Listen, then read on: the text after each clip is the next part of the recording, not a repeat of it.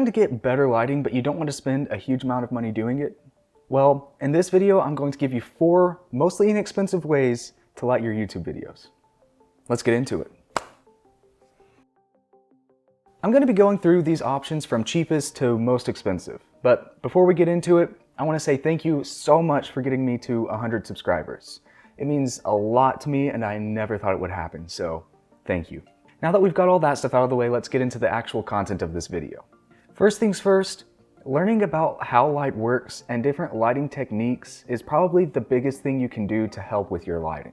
This knowledge can drastically improve the shots you're trying to take. This video is mostly about light sources, so if you want me to make a dedicated video on how to set up lights and different lighting techniques, let me know by leaving a comment down below. With all of that out of the way, let's get into the first option. The best thing about this method is that it's free and pretty easy. All you have to do is find a window, clean up the background a little bit, set your white balance correctly, and hit record. And this is the shot. It's really easy to adjust what the shadows look like on your face. All you do is turn to the side a little bit. You can see this way it looks a little bit more dramatic, you've got more shadow.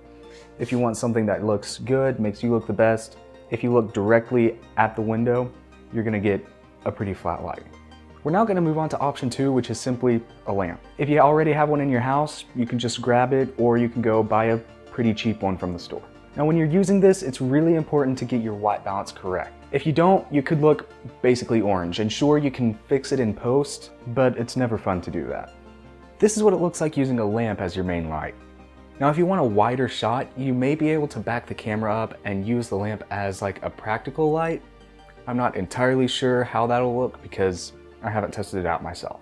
But that is an option that may be available to you if you want to do something like that. Now option 3 is to get a ring light. And these are the kinds of lights that you see most TikTokers use. The ring light I'm using right now has kind of a weird white balance, so if the video looks weird, that's why. And the reason behind this is because it's a pretty cheap ring light that I bought from the dollar store. The truth is, you usually want a ring light that's a lot bigger than this one. As for the pricing of a ring light, you can usually find a pretty good one between $30 and $50. In that price range, the results tend to be a lot better than this result. Just keep in mind that up to a point, the more you spend on a ring light, the better the results are going to be. Now the whole idea of a ring light is to give a super flat lighting that makes you look really good no matter what. Because the camera is shooting right through the ring, there's almost no shadow on your face. It also gives a really cool catch light in your eyes if you have a little bit of a bigger one. Right now, mine just look like circles, and that's because the one I got is super small. One of the reasons ring lights are so nice is because the setup is super easy. All you do is put your camera in the middle of the ring. Some ring lights even have a place built into their tripod to attach your camera. That about wraps up all of my knowledge on ring lights anyway. So that brings us to the last and most expensive option, which is buying a dedicated video light. This option can get very expensive. The Aputure 120D Mark II, for example, is $550. If you want their light dome to go with it, which you do, that's going to cost you another $135.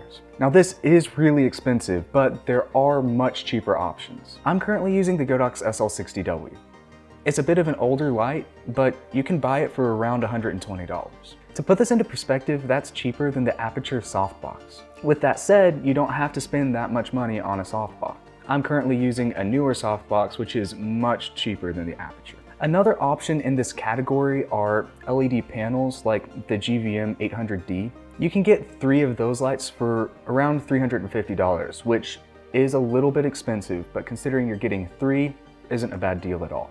I personally haven't gotten to play around with these LED panels, so I can't speak too much to them. But with a light like the Aputure 120D or the Godox SL60W, you set it up in a very similar way to how you would set up the lamp. You want to set the light at or a little above eye level and then set it off from the camera just a little bit. Now to make any shot look even better, you want to get as far away from your background as possible. That helps the subject stand out from the background because you have more depth of field and the light falls off exponentially as you get further away. Now I'm not that far away from my background, so what I do is I try to clean it up a little bit, keep it interesting while not being too distracting. I'm going to finish this video off with a bonus tip. get a practical light to put in your background. I have this one that looks like a camera, but you can get whatever fits your style. Not only does it add a bit of personality to your video, but when placed correctly, it can spruce up the parts of your shot that otherwise seem a little bit dull. I think that wraps up this video. I really hope that you enjoyed or at least learned something from it. If you did, please leave a like, it helps me out a ton. And if you have any questions or suggestions for what I should make in the future, let me know in the comments down below. If you want more videos similar to this one, please subscribe, and I'll see you in the next one.